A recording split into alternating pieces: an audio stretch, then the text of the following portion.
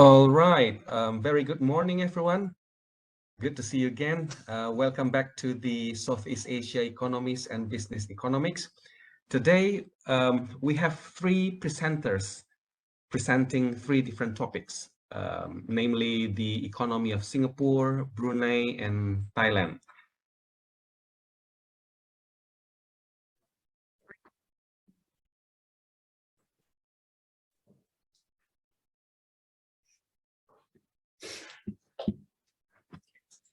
Hello, welcome to our presentation about the economy of Singapore. We will start with our table of contents. First, we will start with our introduction. Then we will talk about the economic history of Singapore. Next, the employment, economic inequality, and poverty. Then we will talk about the population growth and demographic change, as well as the trade of Singapore. And lastly, we'll talk about the consumer price index, the gross domestic product, and we will give you a short conclusion. To start with the introduction, Singapore is one of the world's wealthiest countries with an unemployment rate of 5.2%. It has a business-friendly regulatory climate, and it is a city-state on the Malay Peninsula's southern tip, roughly 85 miles north of the equator. It is made of the diamond-shaped Singapore Island and approximately 60 minor islets, and it is Southeast Asia's largest port and one of the world's busiest. Its expansion and wealth are due to its strategic location at the southern tip of the Malay Peninsula, where it controls the Strait of Malacca, which connects the Indian and South Chinese seas. It is a former British colony and now a Commonwealth member that joined the Federation of Malaysia in 1963, but seceded on August 9th in 1965 to become an independent state. Since the 1960s, Singapore has witnessed unprecedented economic expansion and diversity, and it has established strong financial and industrial sectors in addition to strengthening its position as a global trade hub.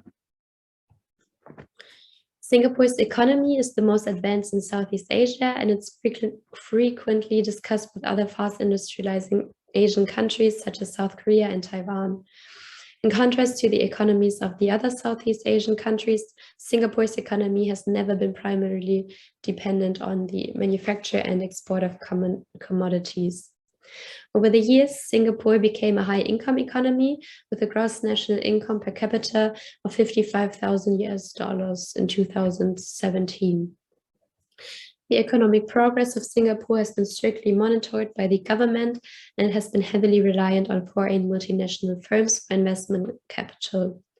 The government owns around 3/4 of all land and is the primary source of surplus capital, which comes primarily through payments to the Central Provident Fund, which is a social security savings program.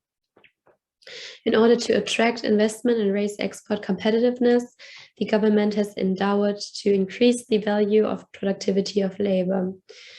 And Singapore also makes a strong commitment to health and education.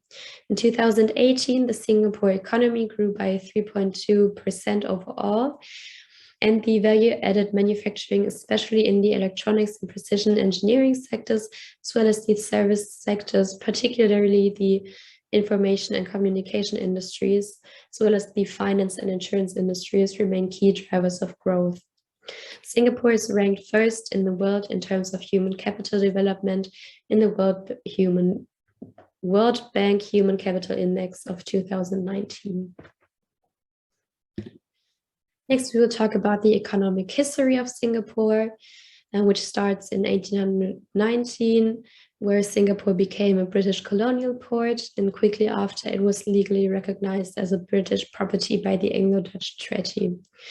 In 1826, Singapore became one of the 3 colonial port cities of the Straits Settlements.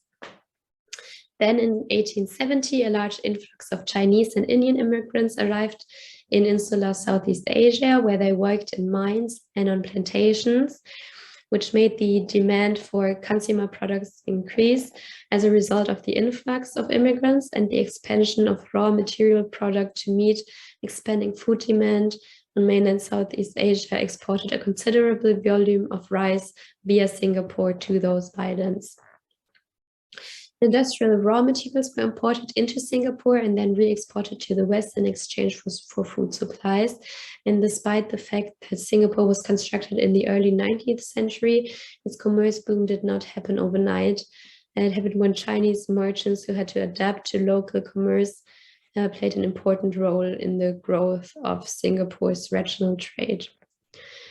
Cotton manufactured products, Indian opium, and Chinese items poured into Southeast Asia via Singapore, and Southeast Asian produce was brought and transported to consuming countries in exchange for its exports.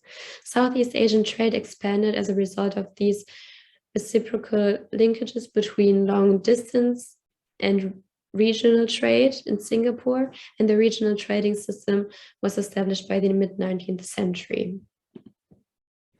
The geographical range of Chinese mercantile activity extended after the second half of the 19th century, owing to improvements in transportation infrastructure to previously undiscovered locations such as the Malay Peninsula and Dutch governing islands, where native traders dominated business. Singapore is now a modern industrialized society, with transshipment port trade still playing a significant role in its economy. It has also surpassed Hong Kong and Rotterdam as the world's busiest transshipment port, and it has overtaken the port of Shanghai as the world's second busiest port in terms of total cargo tonnage handled. The tourist business in Singapore is also growing, with over 10 million visitors annually. And Singapore's medical tourism and gastronomic tourism businesses have also flourished thanks to the country's rich cultural legacy and cutting-edge medical technology. Despite its small size, Singapore is now the 15th largest trading partner of the United States, and the country has established strong trade agreements with several countries in South America, Europe, and Asia as well. There are currently over 3,000 multinational corporations operating in the country, accounting for more than 2/3 of its manufacturing output and direct export sales. Lastly, we wanted to show you a quick YouTube video which explains the economy of Singapore a little bit more in detail.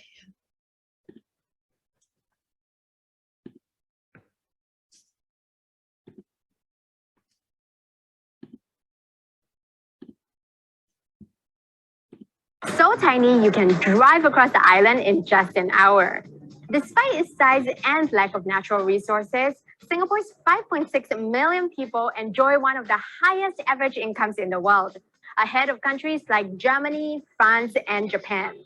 So, how did this little island get so rich? Singapore doesn't have resources like coal or oil, but it does have something countries can't buy: location. The island sits in the middle of an important trade route, connecting Asia to Europe. That's a key reason why the British decided back in 1819 to set up a colony in Singapore. Location isn't everything, though. There are several countries nearby that could have made use of their whereabouts, but they weren't quite as successful. That's because there are other ingredients that go into this crazy rich Singapore recipe. I'm at the Raffles Hotel, which is one of the most prominent icons of Singapore's colonial history. Unlike some of its neighbors, which wanted to separate themselves from their colonial histories, Singapore kept close ties with Britain, even after independence in 1965. That decision announced to the rest of the world that Singapore was open for business. That's important because we know now that exports help to grow and expand an economy. But back then, it wasn't conventional wisdom. Singapore, Hong Kong, Taiwan, and South Korea became known as the four Asian tigers, which have grown rapidly since the 1960s. Their rise was fueled by exports, industrialization, and more crucially, big doses of government intervention. This was especially true for Singapore. Labor strikes were common on the island in the 1960s, even with high unemployment. On top of that, there was a housing crisis, with Singapore being home to one of the largest slum settlements in the world. So how do you build a more disciplined labor force to attract investment? Well, you give them something to work for, like a house of their own, which is why one of the first Singapore government agencies set up was focused on building affordable public housing. While just 9% of the population lived in public housing in the 1960s, that figure stands at more than 80% today. Add in greater employer rights, and strikes became extremely rare. At the same time, the government attracted foreign investment through tax incentives, growing the economy and easing unemployment, which fell from an estimated 14% in 1959 to 4.5% in the 1970s. By the 1980s, Singapore was a regional manufacturing hub, and it was the world's biggest producer of hard disk drives. But today, manufacturing makes up only about 20% of Singapore's GDP. Take a look at Singapore's growth in GDP. You can see two big surges, one beginning in the late 80s and another at the start of the new millennium. Ironically, Singapore has a downturn to thank for that. You see, in 1985, Singapore went into its first post-independence recession, prompting the government to introduce new measures. State-owned companies like telecommunications were privatized to make them more competitive. Then, at the turn of the century, service industries like finance and insurance were further liberalized. That openness helped to grow the share of services from just 24% of GDP in 1985 to more than 70% in 2017. Multinational companies began to set up regional headquarters in Singapore. That attracted even bigger players, boosting Singapore's attractiveness to corporates and in turn, its GDP. Now, Singapore is ranked as one of the world's easiest places to do business. Singapore has been praised for transforming itself from a developing to developed economy. But do most Singaporeans feel rich? Well, not exactly. Two of the most important reasons: the high cost of living and inequality. For 5 years in a row, Singapore has been named the world's most expensive city, ahead of New York and London. That's largely because of taxes on cars, making Singapore the most expensive place in the world to buy and run an automobile. It's also the third most expensive place on earth to buy clothes. But personal care, household goods, and domestic help in Singapore tend to be less expensive than in other major cities. While Singapore is rich in terms of GDP per capita, the median monthly salary is $3,270. That doesn't sound too bad, but about 20% of that goes into a mandatory savings account. You can use that account to pay for medical bills, housing, and education, but it does restrict the purchasing power of the population. You've probably heard of the movie Crazy Rich Asians, which was set here in Singapore. And it's no wonder, because Singapore has about 184,000 millionaires, making it truly the land of the crazy rich. That's great news. But Singapore also has a fairly high rate of inequality compared with other developed countries. Let's look at the Gini coefficient, which is a scale used to calculate inequality, with 0 being the most equal and 1 being the least. Singapore's Gini coefficient, after accounting for taxes and transfers, was 0.356 in 2017. That was worse than countries like the United Kingdom, Japan, Korea, and Germany, although it fared better than some, like the United States. Is that number really that bad? That question had books like this flying off the shelves.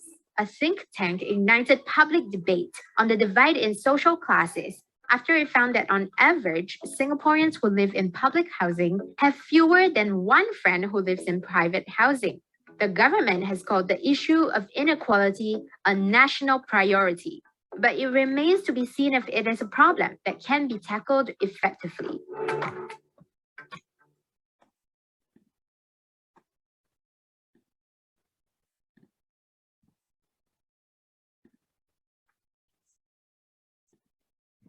Okay, so let's move on with the employment, the economic inequality, and the poverty in Singapore.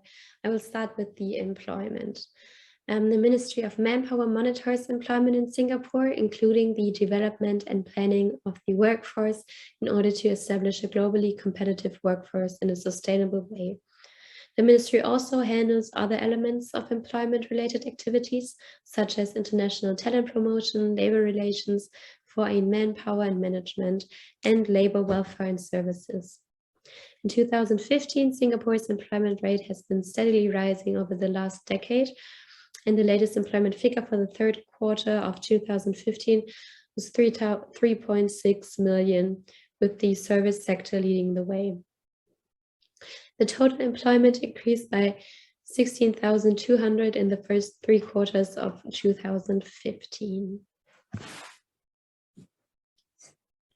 Okay, so let's move on with the unemployment. The unemployment rate in Singapore is calculated as the number of people actively looking for work as a percentage of the labor force. So Singapore's seasonally adjusted unemployment rate fell to 2.2% in Q1 2022 from 2.4% the previous quarter. As the economy recovered from the COVID-19 interruptions, this was the lowest reading since 2019. The number of people laid off fell to 1,300, the lowest level on record, from 1,500 in Q4, with the majority of layoffs coming from the service sector, while manufacturing and construction saw a modest increase in layoffs. Total employment increased to 41,100 from 47,900 in Q4, with non-resident employment accounting for the majority of the increase due to an increase in work permit holders in the construction sector as border controls were lifted. So the unemployment rate declined to 2.7% in 2021, down from 3% in 2020. So let's move on with economic inequality. Despite Singapore's impressive economic progress and high living standards, rising costs in the form of inequality and social ills are raising doubts about the current growth paradigm. High growth is generally accompanied by rising income inequality, and this was also already addressed in the video. Throughout the 1990s and 2000s, it experienced sustained GDP growth of 6 to 7%, and the average income for families in the bottom decile of the income distribution climbed by only 3 to 4%, while it increased by 6 to 11% for those in the top decile. Singapore's Gini coefficient increased dramatically during the last decade, rising from 0.454 in 2002 to 0.478 in 2012. Inequality in Singapore is presently among the greatest in the developed world, and Singapore's distinctive growth pattern added to the problem by facilitating rapid wage segregation, and Singapore's industrialization strategy in the 1960s and 1970s concentrated on labor-intensive manufacturing for export. For example, garment, food, and electronic assembly manufacturing would absorb a big portion of the semi-skilled and unskilled workers. Given the modest size of the domestic market, Singapore developed into an open, export-oriented manufacturing industry rather than pursuing import substitution. This attracted foreign direct investment, which was critical in providing industrial capital, technology, and export marketing capabilities. As a result, the Singapore economy grew by double digits, while unemployment and poverty rates fell. In the 1980s, the outlook shifted. So faced with a tight labor market, Singapore went all in on an economic restructuring and skill upgrading strategy. And the government policy and targeted investments were largely responsible for this abrupt shift. There was a strong push to shift to a knowledge-based economy with value-added manufacturing and services serving as growth engines. Employment prospects for the highly trained grew swiftly, while the unskilled and semi-skilled faced not only structural unemployment, but also little time to adapt to the economy's changing needs. This led to skilled people being able to take advantage of career and business opportunities in a globalized environment, resulting in quicker wage growth than semi-skilled individuals. So this led to a widening in the wage gap between the highly trained and unskilled, pushing service sector workers into the high earning class. In addition to that, the state actively supports meritocracy, providing only deserving individuals with opportunity for education and progress in order for them to attain higher societal goals. As a result, an individual's economic well-being is solely dependent on his or her own skill and hard work, with little or no government assistance. Singapore has become increasingly reliant on foreign labor to fuel its rapid expansion and competitive position since the mid-1970s. Singapore's managers and professionals are from industrialized countries such as Japan, Western Europe, and North America. They are paid expatriate salaries that are comparable to what they would earn in their home countries, and this is the unintended consequence of boosting local managers and professional salary packages. Foreign workers that are unskilled or semi-skilled come from developing or underdeveloped countries such as India, Sri Lanka, Bangladesh, and the Philippines. They are paid less than their Singaporean counterparts, but significantly more than the incomes in their less developed home countries. As a result of the enormous pool of foreign semi-skilled and unskilled employees, this incomes have remained low. This dramatic rise has prompted government officials to take action. Various government measures, such as the lack of minimum wage and limits on the withdrawal of retirement funds, are frequently criticized as contributing to Singapore's growing poverty problem. So this brings us to the next point, which is poverty. And despite Singapore's immense wealth, poverty remains a very serious problem there. There's no guarantee that Singaporeans would be able to make enough money to survive on because there's no minimum wage at all. In just 3 years, from 2012 to 2015, Singapore's poverty rate grew by 43.5%. Poverty has the greatest impact on the elderly, with their rates rising by 75% in the same time span. Singapore is now ranked 26 out of 136 nations in terms of income disparity. As a result of that, they are Asia's second most unequal income country. Over 105,000 households live in poverty in Singapore, according to the government. This equates to nearly 1 out of every 10 families, or 3,078,000 people. So next, we will talk about the population growth and demographic change. So the overall fertility rate in Singapore is 1.2 per woman, implying merely a minor rise in the total population. The fertility rate is currently one of the lowest in the world. Over time, the population is expected to increase. However, due to the island's industrialization, the expansion will not be adequate to meet Singapore's labor requirement. As a result of that, it's possible that a portion of the country's population growth in the future will be ascribed to immigration. According to estimates from 2006, the net migration rate was 9.12 migrants per 1,000 people, and this was due to the country's aging population, which, while lower than most of other wealthy countries, produced a need to raise the task force by ways other than natural growth. Because the fertility rate of the country's many ethnicities is less than 1.7, newcomers have a substantial impact on the current population over time. The trend in population increase during the early 2000s has been driven more by the number of migrants entering the country than by natural population growth. According to statistics reported in 2012, the annual growth rate was 2.5% as of 2011. The total fertility rate was 1.2, with Chinese at 1.08, Malaysia at 1.64, and Indians at 1.09.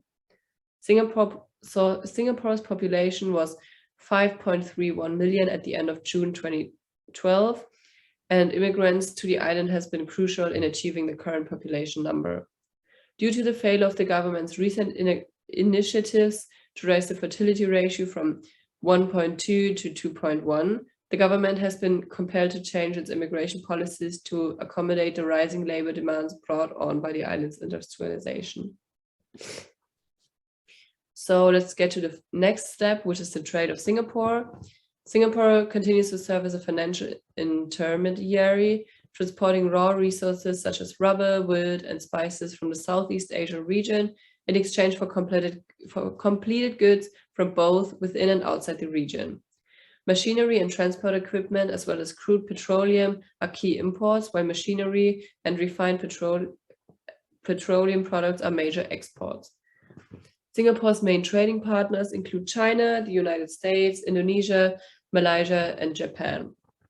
About 1/3 of Singapore's export commerce is made up of entrepot activities, in which items are transshipped and occasionally processed, or manufactured in the immediate vicinity.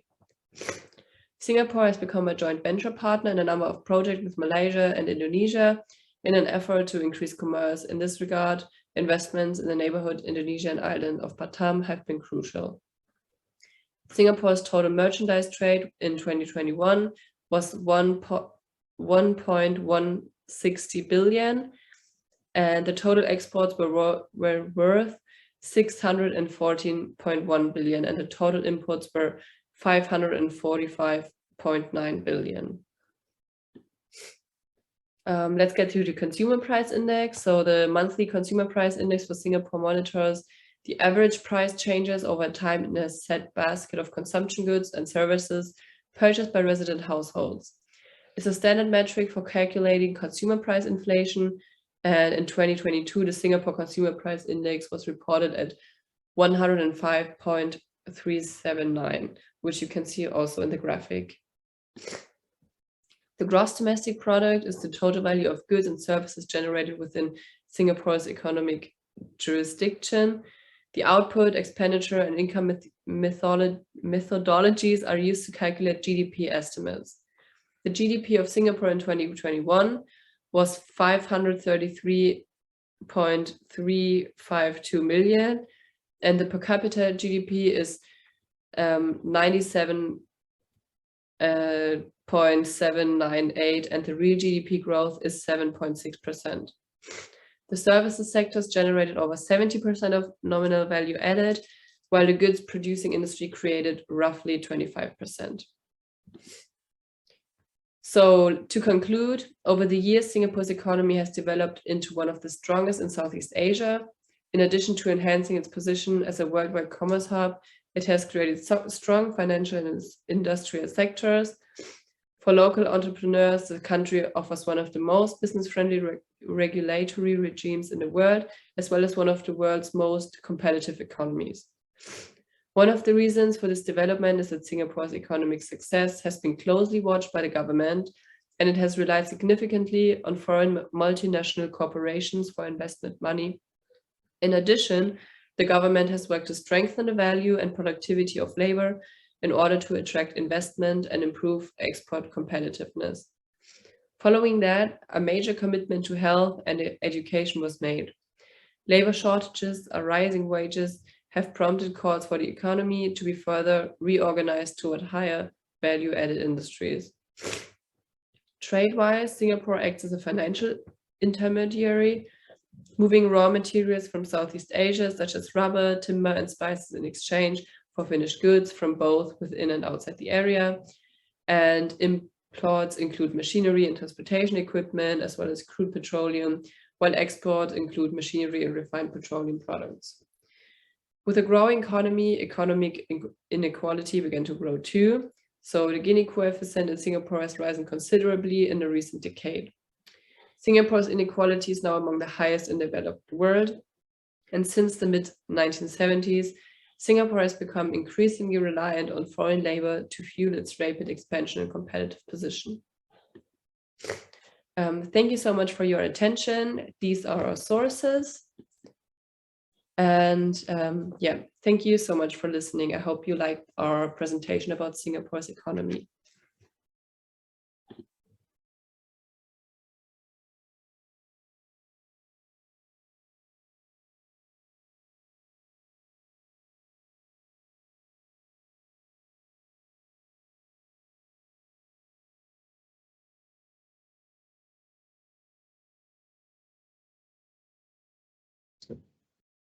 Soll ich starten?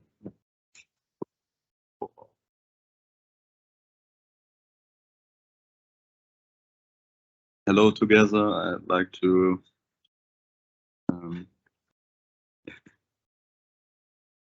welcome to our beautiful presentation. I'd like to say welcome for our presentation. Our topic is the economics of Brunei. It's presented by me, Maximilian Herberger, and Dadi Tachi. And I will start with the agenda.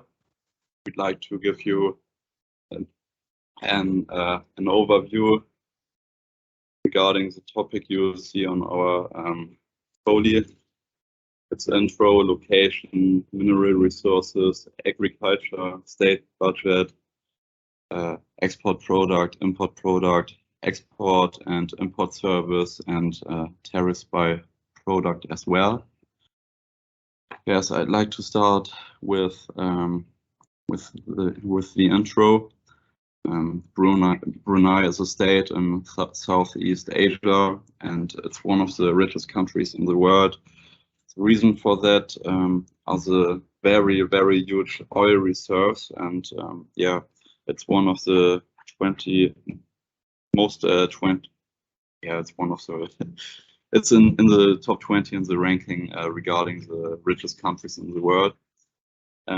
Yes, it's located on the northern coast of the island of Borneo, and it only has one neighbor, and it's Malaysia.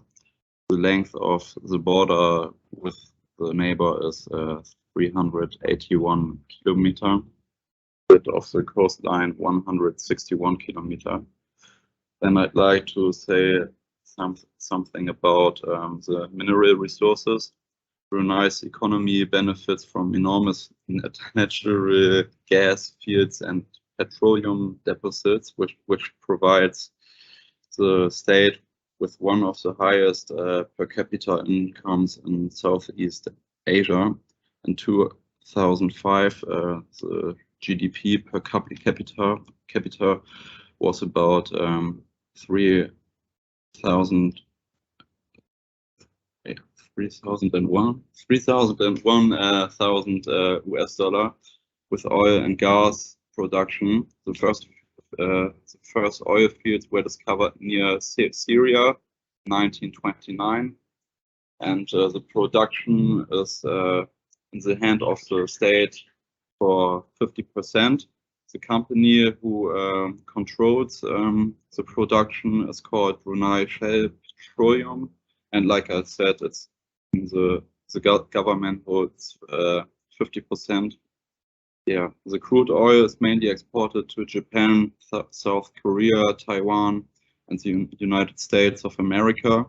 Natural gas is liquefied in one of the world's largest plants in Lumut and sold to Japan.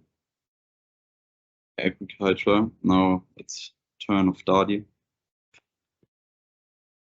Yeah, agriculture. About 80% of the food of the population is imported, but there are efforts to achieve self-sufficiency in the field of agriculture. Domestic agriculture products, rice, fruits, and vegetables. Of minor economic importance are the production of rubber and the extraction and processing of pepper and animal hides. State's budget in 2016, the state budget included expenditures of the equivalent of 4.61 billion, offset by revenues of the equivalent of 2.95 billion. This resulted in a budget deficit of 10.4% of GDP. Depending on world market prices of oil and gas, 70 to 93% of the state budget is fed by oil and gas revenues. The state reserves are managed by the Brunei Investment Agency, which is assigned to the Ministry of Finance. In 2006, government spending as percentage of GDP accounted for the following sectors: health 1.9%, education 5.2% in 2000, military 4.5%, and the economic activities of the Bruneian ruling house are not part of the state budget. These activities are absolutely non-transparent and cannot be viewed by outsiders. No data on these activities are available. Revenues from oil and gas sales allow to Brunei to largely forego taxing its citizens. In addition, the education and healthcare system are available free of charge. So the government awards universities scholarships, maintains a large public sector and state-owned enterprises that pay attractive salaries and subsidies, fuel, housing, and food. In this way,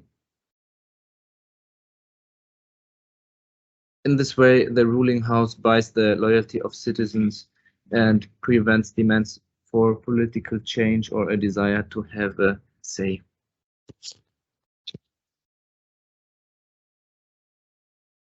Import product. In 2020, Brunei imported 4.95 billion, making it the number 133 trade destinations in the world.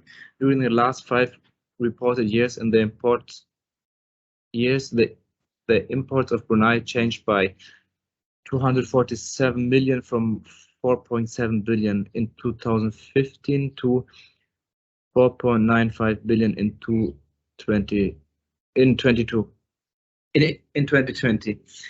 The most recent imports of Brunei are led by crude petroleum, 1.3.1 billion, refined petroleum, 343 million, cars, 248 million, valves, 149 million, and gas turbines, 131 million. The most common important partners for Brunei are Singapore, 843 million, Malaysia, 809 million, China, 542 million, Kazakhstan, 346 million, and United Kingdom, 221. Here's a view with the import products and the countries. Here we can see the crude petroleum, 26.6%, or cars with 5.02%. And as I said, Singapore in the first place with 70%, and Malaysia with 16.3%. And in the bottom right is Nigeria with 1.07%. Yeah, now I will go ahead with the export products. In 2020, Brunei exported a total of 7.13 billion, making it the number 99 exporter in the world, which is not bad when you look on the map and see how tiny Brunei is. During the last 5 reported years, the exports of Brunei have changed by 721 million from 6.41 billion in 2015 to 7.13 billion in 2020. The most recent exports are led by petroleum gas, $2.38 billion, refined petroleum, $1.78 billion, crude petroleum, $1.47 billion, cyclic hydrocarbons, 959 million, and coal tar oil, 163 million. The most common destination for the exports of Brunei are Japan with 1.6 billion, China with 1.23 billion, Singapore with 1.13 billion, and after that there are Australia with 839 million, and Malaysia with 487 million. And here we have the same view like for import products, and like I said, you can see Japan and China are the biggest partners trading, and the products with the biggest meaning are petroleum, gas, and refined petroleum. Yeah. Now I go ahead with export and import services.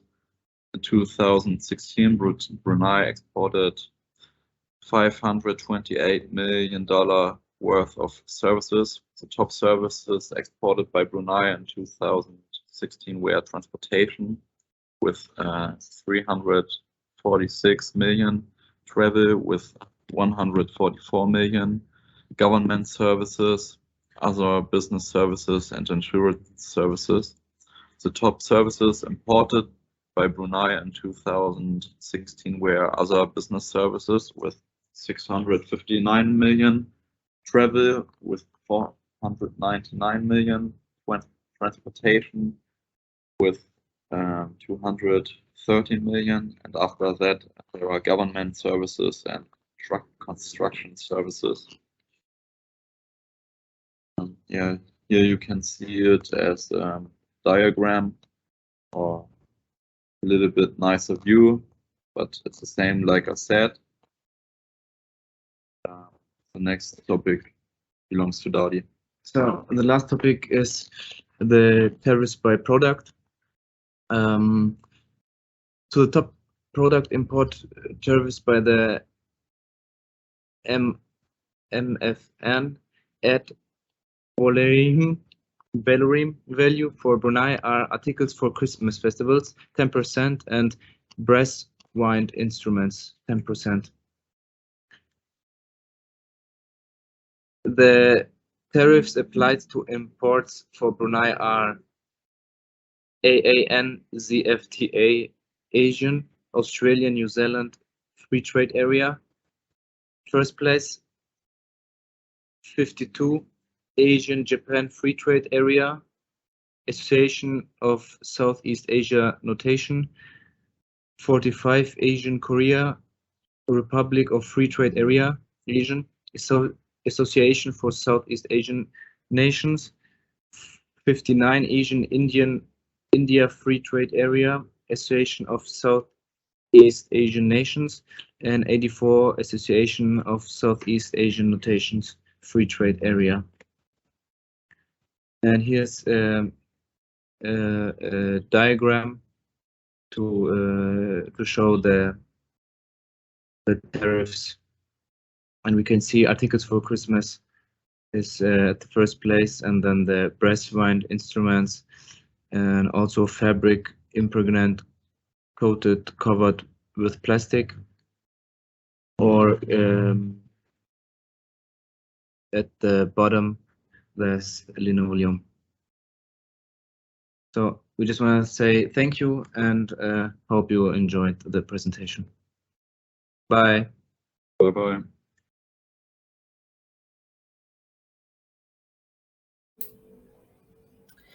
Hello everybody to our presentation, The Economy of Thailand. Presenting today will be Lilian Haslanger and me, Julia Liberto. Let's start with our agenda. First will be the economic sectors of Thailand and the GDP, imports and exports, employment and the impact of COVID-19 of the economy, and lastly, the economic outlook of Thailand. Let's start with our first point, the economic sectors. The Thailand economy is divided into 3 sectors: agriculture, industry, and services. In terms of agriculture, the country is considered the largest producer of natural rubber and is one of the leading rice producers and exporters. The agriculture sector employs 49% of the country's labor force, but contributes only 8.3% of the GDP.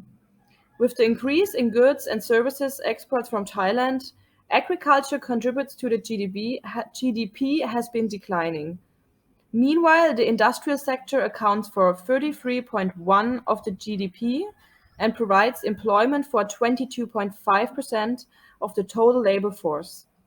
The main industry in Thailand are electronics, steel, and cars. The country serves as an assembly center for international car brands and also manufactures electrical components and appliances, computers, cement, furniture, and plastic products. Meanwhile, the service sector accounts for 58.3% of the GDP. With 20% of the total employment and 11% of GDP, the tourism sector is a significant pillar of the economy. Before the pandemic began, 40 million foreign tourists visited Thailand in 2019, and Chinese tourists accounted for 30% of all Thai tourism. However, the pandemic caused huge setbacks for the sector, as the country saw only about 430,000 tourists in 2021, which is a drop from 6.7 million in 2020. Illustrated in the chart, one can see an uneven distribution of the shares of the GDP by the economic sectors. As you can see, the shares that the economic sectors contribute to the GDP are very unevenly distributed. Compared to other countries, for example Germany, the distribution is the same as in most developed countries. The territory sector accounts for the largest share of GDP, mainly due to tourism. In this chart, you can see the distribution of the workforce among the sectors of the economy of Thailand. A comparison of those two graphs shows that most people in the country provide a small GDP for the country. Almost 1/3 of the population works in the agricultural sector. The industrial and service sectors, on the other hand, contribute more GDP than the proportionate number of employees. Let's start with the first sector, which is the primary sector or agriculture sector. Over the past decades, Thailand has made enormous progress in both its social and economic development and is the second largest economy among 10 states of the Economic Community of Southeast Asian nations after Indonesia. Although the agricultural sector has been overtaken by industry and services over the past few decades, it contributes significantly to exports and remains one of the country's key sectors. Thailand's population is nearly 70 million, 1/3 of whom earn their living in agriculture. Thai agriculture tends to have smaller farm structures. According to data from the last agriculture census conducted in 2013, there are about 5.9 million farms in total, with an average size of 3.7 hectares. On average, 4 people, mostly family members, are employed per farm, which overall contributes to the high employment rate in the sector. Another characteristic of Thai agriculture is the high number of farms engaged in only one agriculture activity, mostly monocropping. The most important crop is rice, which is cultivated on more than 50% of the agricultural land, followed by field crops, especially cassava, sugarcane, and corn, and rubber. The second most important economic sector, apart from arable farming, is livestock production. For many farms, especially in the northeast region, it is of high importance and is dominated by cattle and chicken. Like the overall economic output, the value added of agriculture production increased continuously in recent decades. Nevertheless, a major problem of Thai agriculture remains the low production efficiency compared to other countries in Southeast Asia. It is estimated that about 2/3 of the agricultural land does not generate a sufficient contribution margin, so that the farms are often heavily indebted. Recognizing these difficulties, the Thai government has identified agriculture as one of 9 key industries to form the core of economic development in its 20-year strategic development plan. The aforementioned sectors are grouped into clusters to take advantage of synergy effects. Within the agricultural sector, more modern forms of production are to be used to increase the productivity of agricultural production and make production significantly more efficient and increase farm incomes. Now I will continue with the secondary sector, which is the industrial sector. Here we primarily focus on the 2 most important industries within the industrial sector. These are the food and the electronic industry. The production of food and beverages is the largest industrial sector in Thailand. It comprises about 120 mostly small and medium-sized manufacturing enterprises. The country was the world's 11th largest food exporter in 2019 with $33 billion. According to the Thai Process Association, export could pick up in the second half of 2020.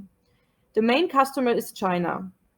Domestic consumption and production are expected to remain relatively stable overall in 2020, but demand segments are shifting. Sales of fresh produce to restaurants and through weekly markets are shrinking, while sales of prepared meals in small packages are booming. Manufacturers of canned food and convenience food are therefore looking to expand. However, the supply of agriculture inputs is a concern in 2020 due to the worst drought in 40 years. Harvest volumes of major crops, rice, sugarcane, cassava, fruits, and vegetables plummeted during the dry spell. Sugarcane harvest fell 40% in the season of 2019-20 season. Thailand is the world's first largest producer of sugar. The cassava crop was even second in the world. Also, Thailand is the largest exporter of natural and modified starch. The electronic industry accounts for the second largest share of the industrial sector. Approximately 13% of Thailand's industrial production is accounted for by the manufacture of electronic and electrical products. The electrical industry comprises nearly 3,000 companies. Therefore, Thailand is the second largest exporter of air conditioners among other products and also produced 7.2 million refrigerators and 164 million hard disk drives in 2019. Production of printed circuit boards and integrated circuits was up year on year in the first quarter of 2020. Thailand also hosts electronic manufacturing services providers. Several domestic companies have established themselves internationally as competitive EMS providers. The trend in contract manufacturing is toward higher value tasks, such as production of electromedicine or parts for medical technologies, sensors, or laser technology. Capabilities in research and development of electronic components are also increasing. The government supports the development of a smart electronics industry and provides various subsidies. Numerous foreign companies are already on site. The Federation of Thai Industries reports that Japanese and South Korean investors are looking to expand factories and expect operations from the US and China to migrate to Thailand. The Board of Investment approved a total of 206 foreign electronics and electrical engineering projects in 2019 with a total value of $1.8 billion.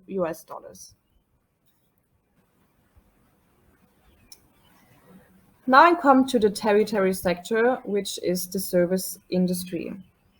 Services account for 70 million jobs in Thailand, or approximately 40% of the Thai labor force.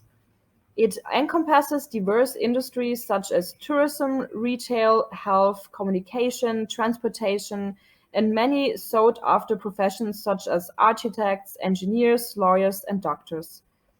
Many Thai parents aspire for their children to join the service sector, and the sector carries many of Thailand's economic hopes and ambitions. Industries that are likely to be important in the future, such as medical and wellness tourism, as well as logistics and aviation, are in the service sector. Other key industries like robotics, food for the future, and smart electronics will depend on services for critical inputs. Education services will also provide the training and skills necessary for any modern and innovative economy. But why do services matter for the Thai economy? A dynamic and growing service sector can become a critical engine of growth for Thailand. Advanced economies like the United States and the Euro area tend to be dominated by the service sector, which makes up over 70 to 80% of the GDP. Much of the value, even of manufactured goods, is derived from support services rather than manufacture itself.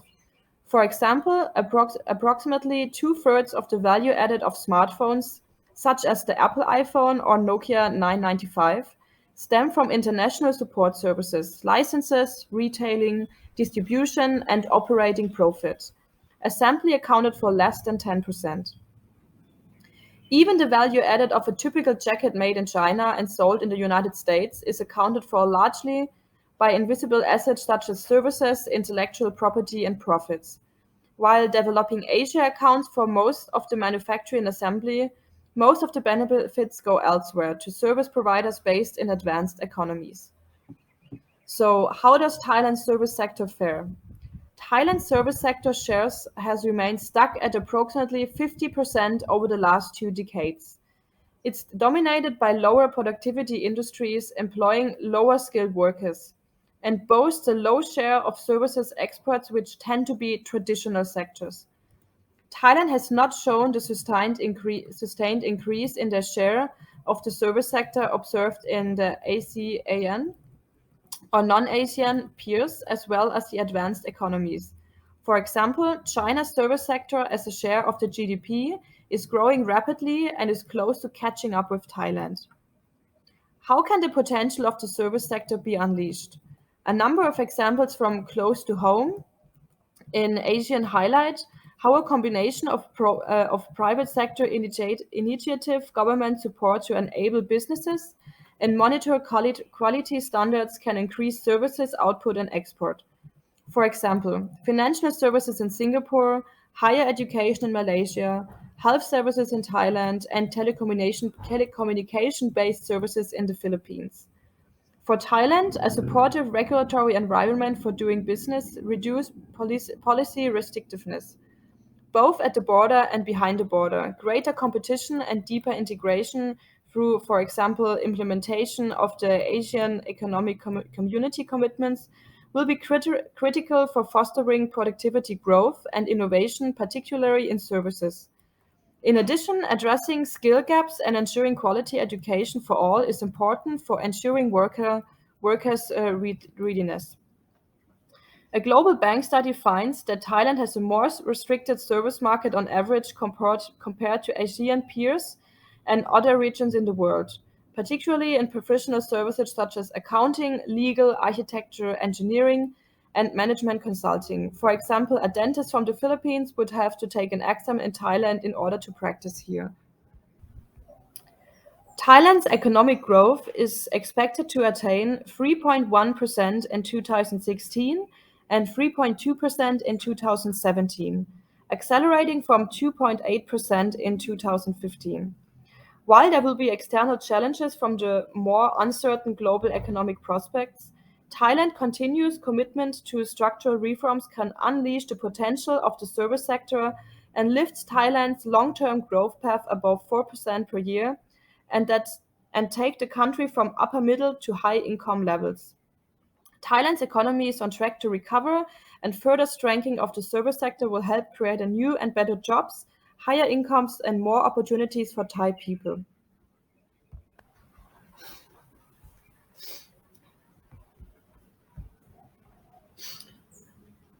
Now I want to take a closer look at the tourism industry. Thailand has become a major destination for international tourism since the 1960s. During the Vietnam War, the American military supplied strong demand with its rest and recreation programs. Economic development and liberalization in Asia enabled further growth, and the possibilities of long-haul flights made Thailand accessible to tourists from Europe and America. In parallel, there has always been a governmental policy focused on tourism promotion, using tourism revenues to offset the current account deflection. In 2010, the country recorded nearly 16 million arrivals, on which slightly more than a half were from Asia. And another quarter is from Europe, including Russia. There were 600,000 Germans, 90,000 Australians, and 150,000 Swiss people. The average length of stay was 9.66 days. In 2016, the number of arrivals has increased to 32 million, mainly due to increased number of tourists from the People's Republic of China.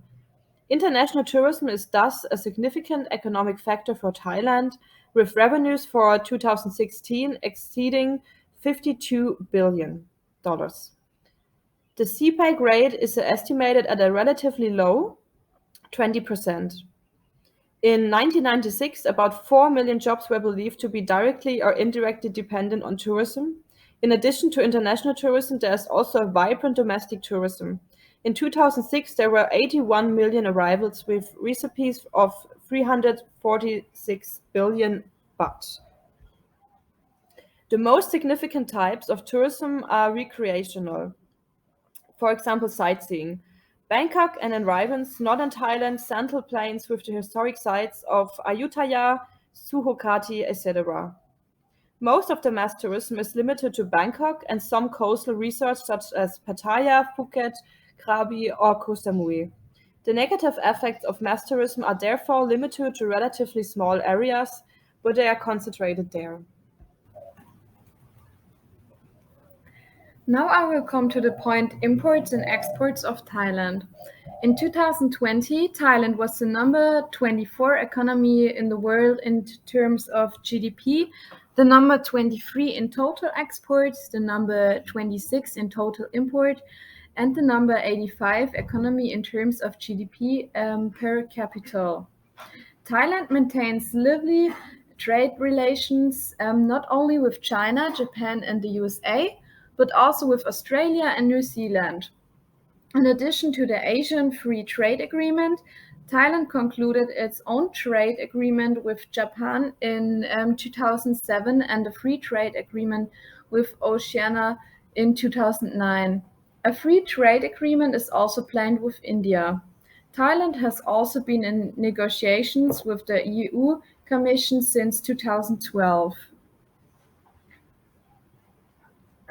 Thailand is an export-oriented economy with exports accounting for about 65% of the GDP. The most important export goods of the country include machinery and vehicles. In second place are processed goods such as clothing. In third place are foodstuffs like rice. Furthermore, exotic fruits and seafood from Thailand are also popular with trading partners as is rubber. The main export partners are China, Japan, the United States, and the European Union. Other countries are Malaysia, Australia, and Singapore.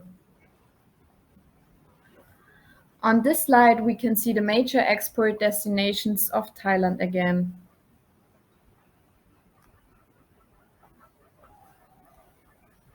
The most important import goods include petroleum, machinery, and electronics. Once again, the Asian states are the most important trading partners, followed by China and Japan. Thailand also imports a significant share of goods and raw materials from the EU and the USA. Within the EU, Germany is by far the most important trading partner. In 2014, Thailand exported goods worth 4.6 billion euros to Germany. Goods worth 3.9 billion euros made their way to Thailand in return. On this slide, we can see the major input sources of Thailand again.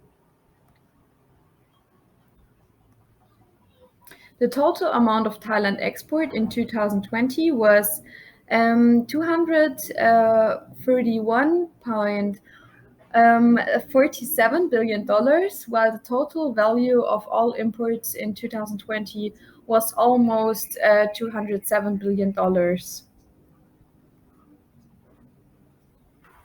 The next point on our agenda is the employment situation of Thailand and the impact of COVID-19 of the economy. Despite the impact of the pandemic, Thailand was able to maintain its official unemployment rate at just 1% in 2020. In 2021, however, the rate rose to 2.25%. The low birth rate, the lack of social security, and the significant number of people employed in the informal sector contribute to the country's low unemployment rate. The GDP in Asia's 8th largest economy grew by an average of 9.5% per year between 1987 and 1996, while growth slowed to an average of 3.9% during 2000 to 2014. In 2020, the Thai economy experienced a massive 6.2% drop in GDP due to the multiple waves of COVID-19. The revive of the economy from the pandemic-related downturn, the government introduced various stimulus measures last year.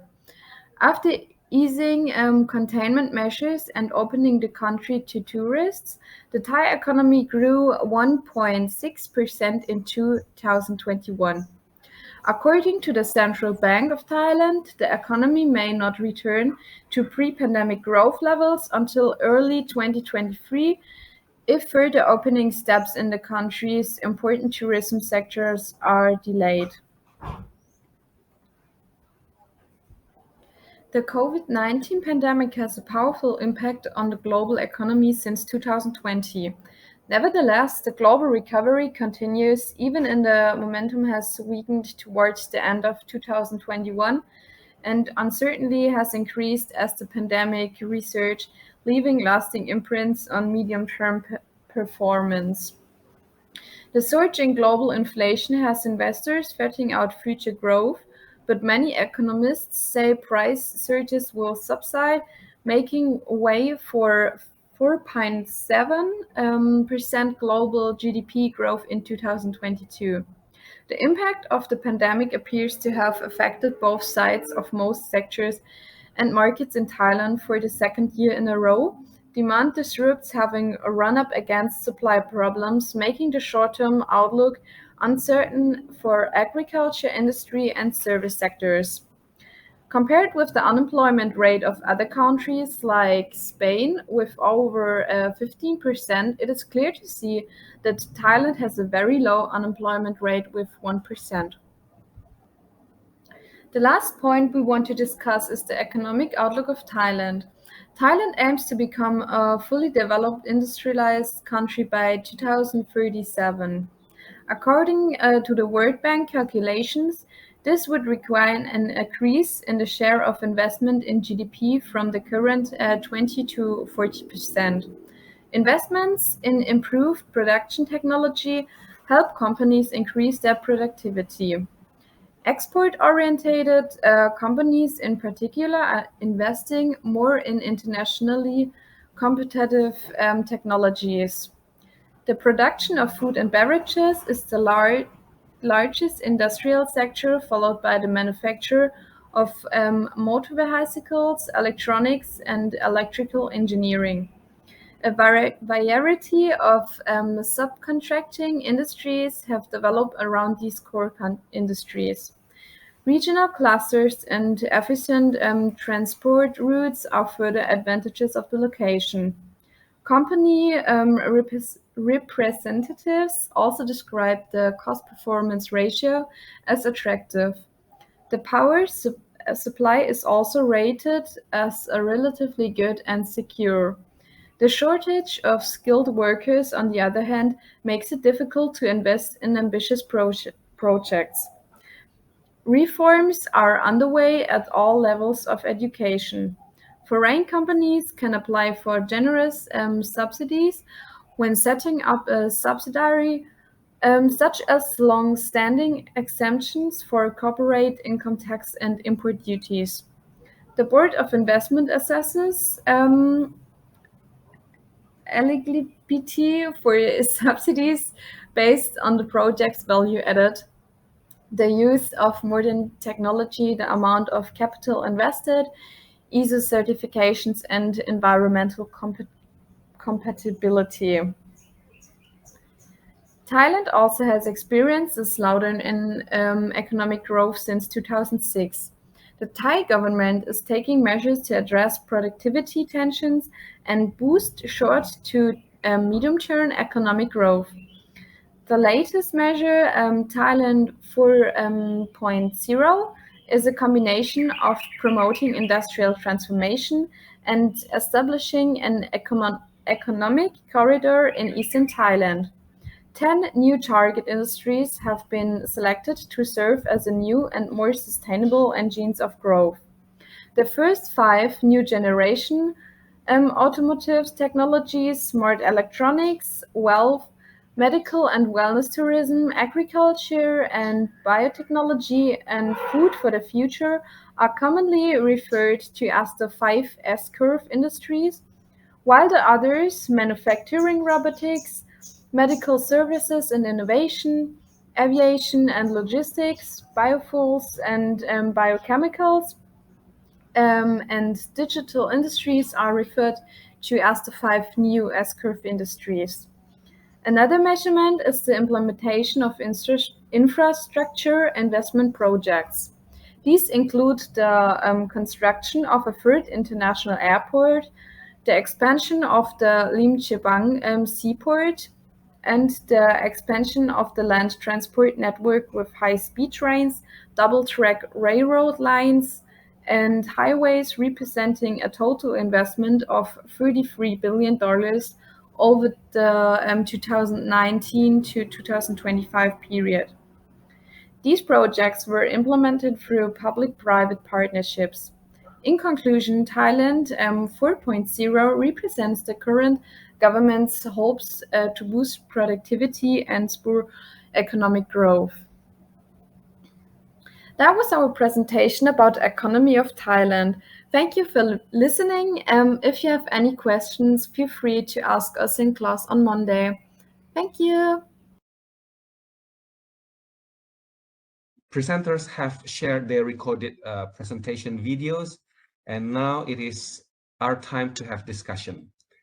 I invite questions to our presenters today. So everyone, please raise your hand and say something. Thank you. Yeah, question. Uh-huh. Svea, I saw that you mentioned at some point that the Gini coefficient in Singapore is at 0.5. And could you explain what exactly that means and why is it bad? Yes, so the Gini coefficient describes the inequality in a country, and it can be a number between 0 and 1, and as closer the number gets to the 1, the bigger the inequality in a country is. So in Singapore, it's at 0.5, so that's pretty unequal. Yes, that's pretty much it. Right. Okay, thank you. Right. Okay, that's really good response. Well done. And thank you for the question. Any other questions, please? Yes, I have also a question for Svea and Excellent. Who's talking? Helen? Teresa. Teresa. Okay. Teresa. Yes, please, Teresa. I saw in your recording that the unemployment rate in Singapore is around 5%. Do you think it's high for the Asian countries, or so in general for the Asian countries, high or rather low? So it's at about 5%, which means that it's a rather low unemployment rate. So it's a good thing because the highest unemployment rate is in South Africa, which is at over 30%. So that means that in Singapore, the unemployment rate with 5% is pretty good and rather low. Well done. Any other question? I have Yes, another please. question. Great. For Maxi. How could the economy of Brunei look like in the future when there are no resources? You mentioned that in your presentation. Oh, that's an interesting question. To be honest, I'm not 100% sure because I can't look in the future. But my guess is that it could be a bit more like United Arab Emirates, who are focused more on tourism in the future, or like the United America UAE, who rolled out and had the strategy to fix their cities for the future. That means in case of Dubai, they built the specific skyline and did other things for tourism. And in Brunei, it's the same. There you have beautiful mosques, and moreover, there are there is beach, there's good weather, and yeah, it could be a Singapore too. And I think that would be a proper plan for Brunei in the future. Well done, Max and everyone. Excellent. I like it. So any other questions to our presenters? I have a question to the Brunei group. Yes, please. So Anil, is yes. Brunei then a developing country? Is Brunei a developing country? Is that your question? Yeah. Yeah. According to the definition of the International Monetary Fund, so IMF, Brunei's economic performance placed it among the developing countries, yeah, and with an Human Development Index of 0.838, Brunei is one of the highly developed economies according to the UN definition, yeah. I can. Are you finished, Adi? Yes. Yeah. Okay. I can add some points to that. The economy of Brunei is very, very good. Because of that, Brunei is, I think, on place 47 in the ranking of the HDI, which is very good. It's on a level like Argentina, who is an emerging, no, not emerging, emerging country. But Brunei has some issues, and because of them, it's classified as developing country. These issues are, for example, that there are a lot of people without work. Moreover, the natural resources are held by the government by 50%. That means most of the money goes to the monarchs and not to the people in the country. Moreover, there's also the Sharia, who is not really considered as good by HDI, and all these are points that result in classifying Brunei as a developing country. Any other questions? I also have a question. Brilliant. Yeah. Yeah. What consequences had the mass tourism on Thailand? The consequences of what? The mass tourism. Okay, the mass tourism. Okay, thank Yeah. you. Yes, please. Presenters of the economy of Thailand. Your response, please. Yeah, I can answer that. Well, there's some different aspects. For example, if you look at the culture, you could say that some traditional roles, such as farming, will be lost in order to provide tourist services, for example. Or also environmental impact like overcrowding that can impact the fragile environments and damage the ecosystem. Especially in Thailand, I think there's a lot of tourism on the islands like Koh Samui or Koh Phangan. And I think in order to make room for the tourists and build some hotels and stuff, they're going to damage the environment. And also maybe for the wildlife, it's hard because some animals maybe don't have space anymore. And I also think it's like a pollution problem, like the tourists will increase the amount of waste in the area, so it's getting way dirtier.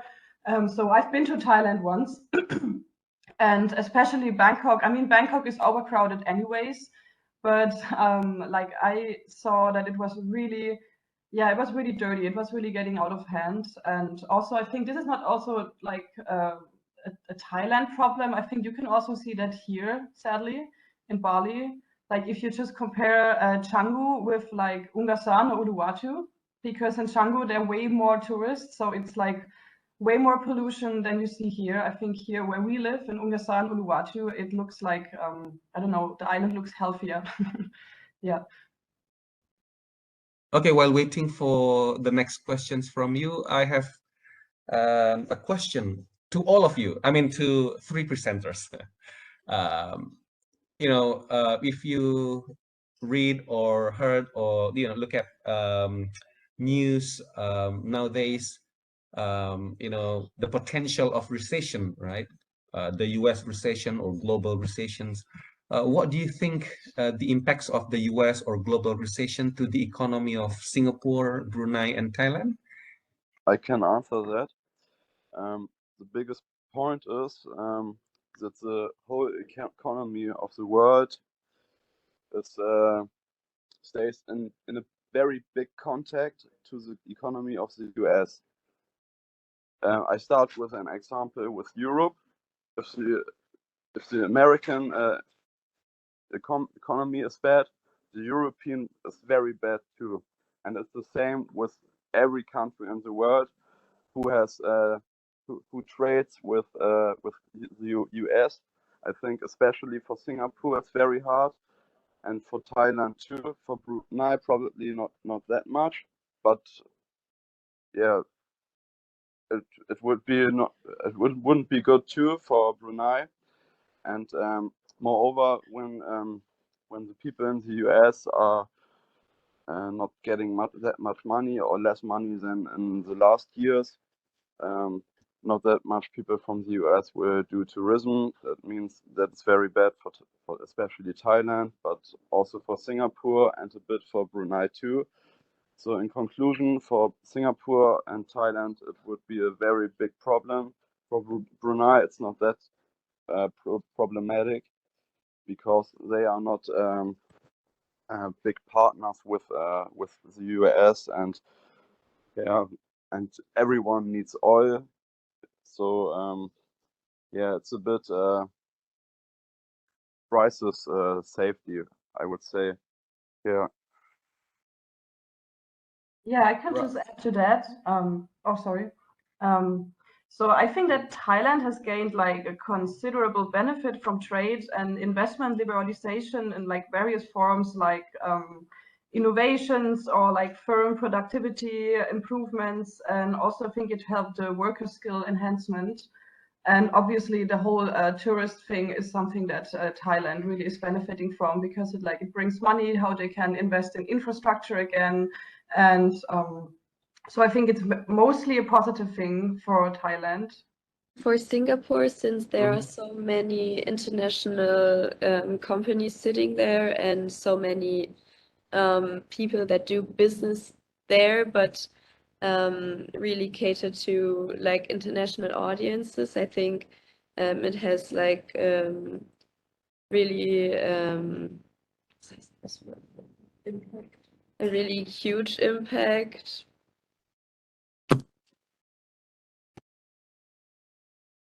Right.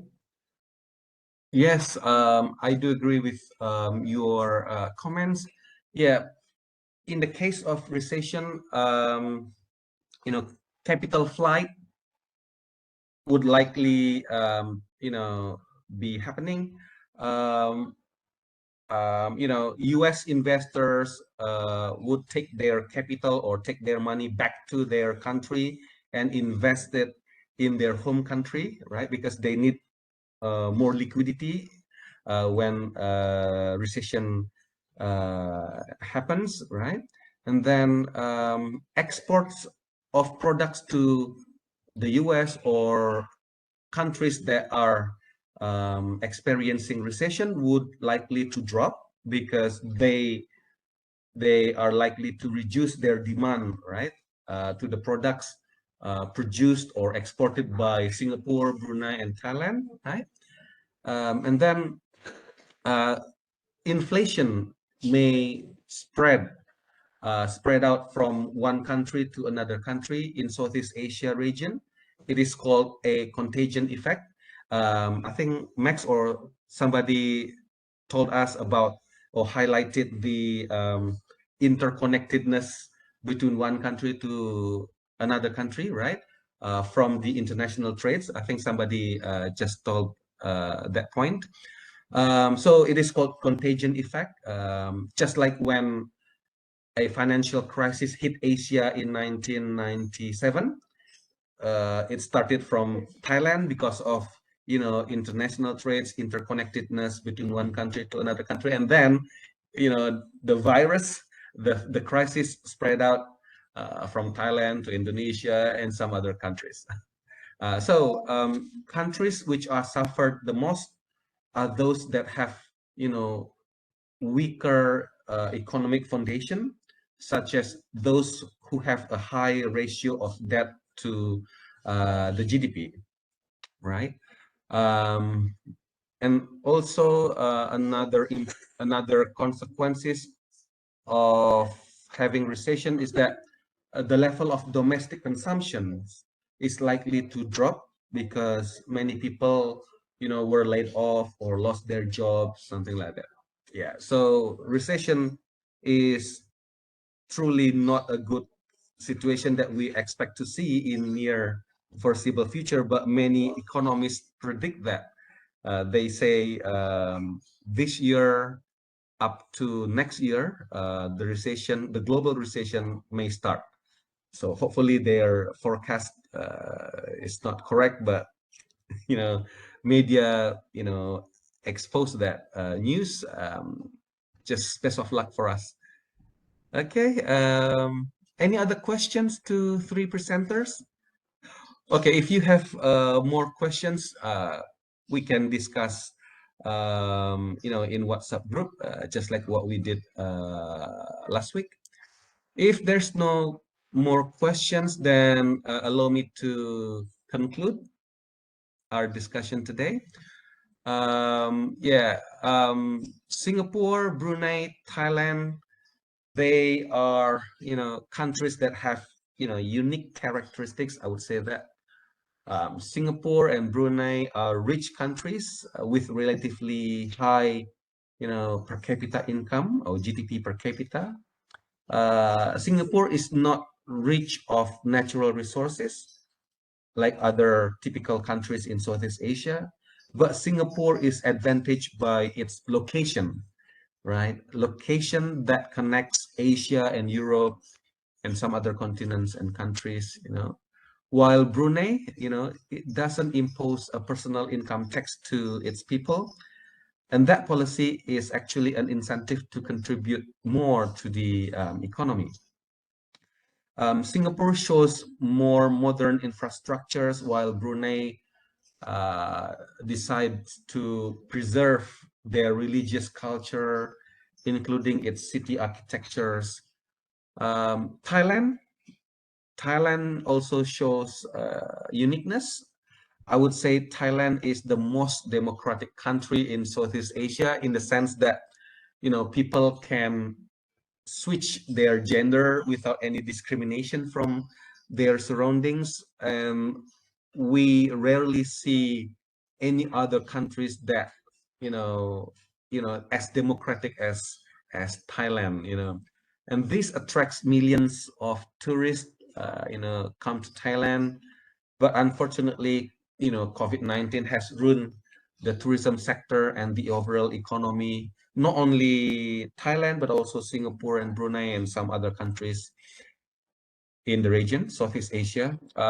Now, when the pandemic has gradually declined, they are, facing the potential of a global economic recession.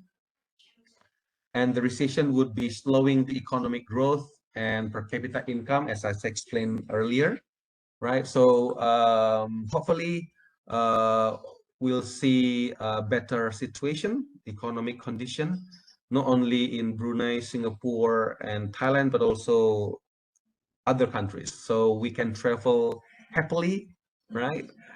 Without wearing any mask and some restrictions. So, well, I think that's all what we can learn today. I hope everyone is happy. Thank you for all presenters. You did really, really excellent presentations. Thank you very much for all questions and your attention. I'll be meeting you again next week. All right. Take care and bye. See you next week. I'll see you next week. Bye. Bye. Bye bye. Bye.